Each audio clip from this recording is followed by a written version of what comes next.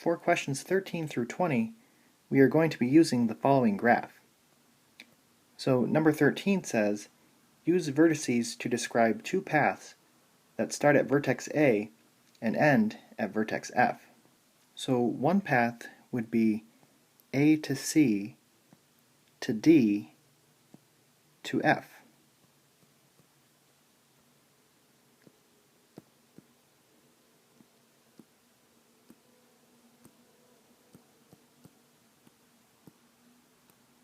Another path would be A to B to C to D to F.